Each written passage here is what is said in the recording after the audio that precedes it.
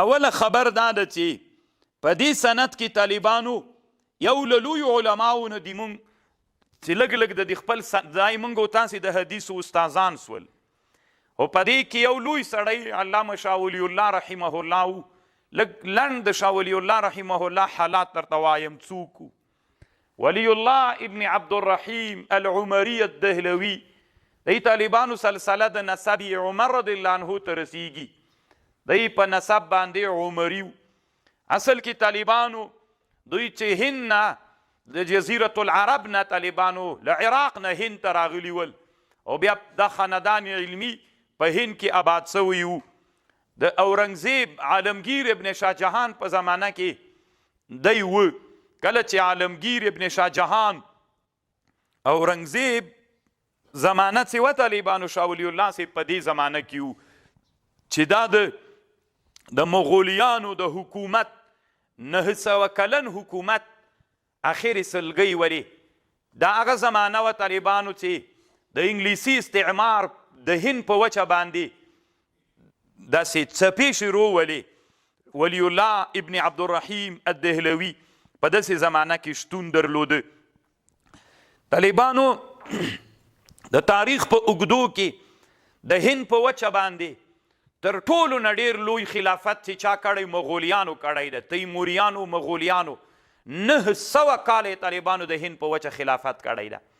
او خلافت داسې نادر خلافت و زه به بیا وروسته طالبانو درته وایم اوس د ده پلار چې و د شاه ولی الله صاحب شاه عبدالرحیم صاحب طالبانو تاسې به داسې فکر نه کوئ چې خپله زمانه باندې مغرور سئ اسلامي امت ته علماو داسې خدمتونه کړي او داسې بادشاهان تیر سوي دي دغه د هند د مغولیانو د بادشاهي بادشاه د شاه عبدالرحیم صاحب ته خط راولیږه خط یې ورته راولیږه نه قاصد یې ورته راولیږه ورته ویلې چې تا علم ته ډېر لوی خدمت کړی ده او که ته خفه کېږي نه یو ورځ دارالامارت ته هند ته راسه ګوره له هند نه تر افغانستانه پورې له هند نه تر اقیانوس هند پورې له هند نه طالبانو تر مکران او تر خوزدار او تر اصفهانه پورې ټوله یوه بادشاهي وله دومره لویه بادشاهي وله د دومره لویې بادشاهي بادشاه شاه عبدالرحیم صاحب ته خط راولیږه کله چې خط ورته راولیږه نه قاصد یې ورته راولیږه وایي ته راسه یې ورې موږ سره ووینه نو شاه عبدالرحیم صاحب قاصد ته وویلې وایي ته هغه ته ووایه بادشاه ته چې زه نه درځم او زه عالم یم د ما د علم سره کار ده نو که دې تا له ما سره کار ته راسه نو ما زه نه درځم نو قاصد ورته ویلې که زه ورسم بیا ما ته وایي چې تا دا اصل کې دا امر نه ده په جای کړی ما بې عزته کوي ته ما ته یو خط ولیکه نو شاه عبدالرحیم رحمه الله قلم راواخیسته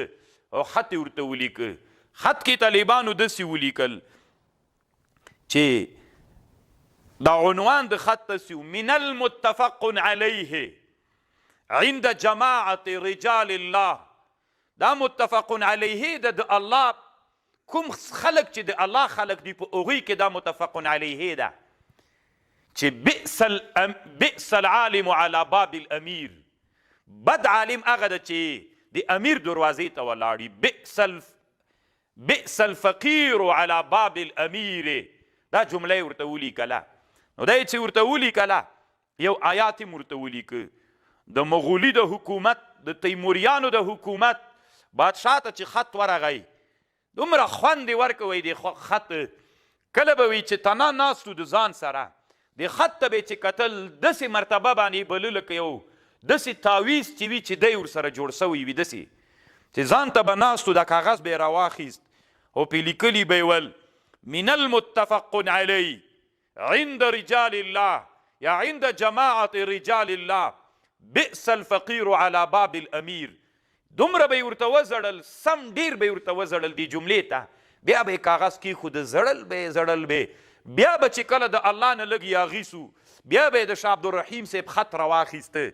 کله چې طالبانو انسانانو کې الهیت موجود وي د اله الله خلکو یوه جمله طالبانو بادشاهان لړزوي بیا کله چې خبره د سینې نه د حق دپاره راوځي کله کله بعضې خلک وایي د پلانکي علما خبرې ډېر تاثیر کوي تاثیر طالبانو د باطن جوړوالی وي کله دی چې باطن جوړ سو الله عز وجل انسانانو د زړونو نه چې خبر راوځي هغې کې د الهیت معنا پرته وي دغه الهیت انسانان زړوي او انسانان لړزوي نو چې کاغذ یې راوویسته بیا به ورته زړل څومره ښه عنوان د طالبانو په دې عمل وکوي دا داسې نه د طالبانو چې تر زمانې دونه زمانې پورې خاص ده هغه د مغولیانو د حکومت بادشاه دومره عادل و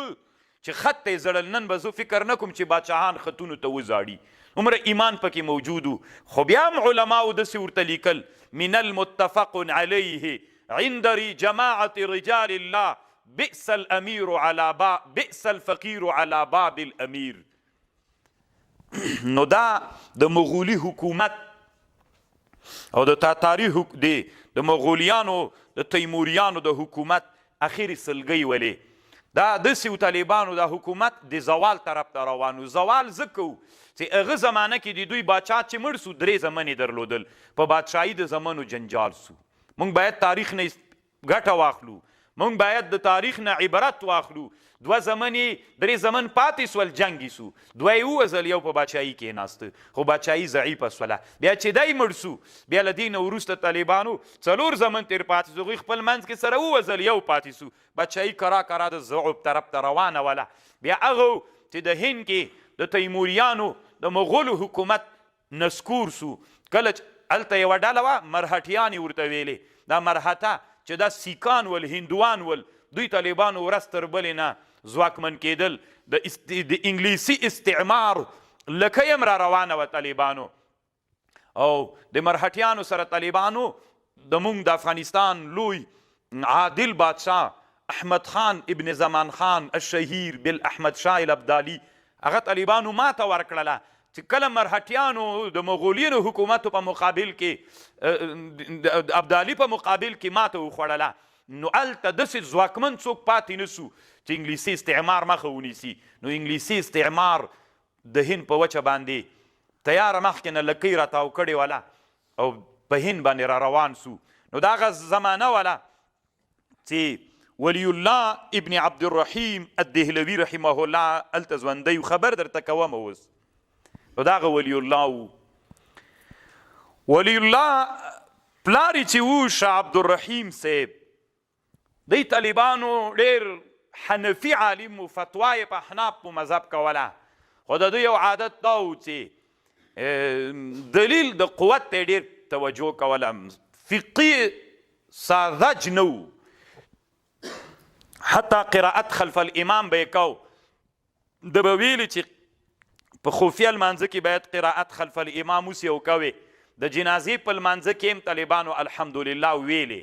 الحمدلله یې د جنازې په مانځه کې حدیث کې راځي په دې ویلې چې دا خالص فقه باید هغه نسي او من حیث الدلیل دا قوي ده یعنی متعصب حنفي نه و کله به چې دلیل راغی نو بیا د دلیل اتباع کوله نو شاه عبدالرحیم صاحب چې و دا د ده پلار و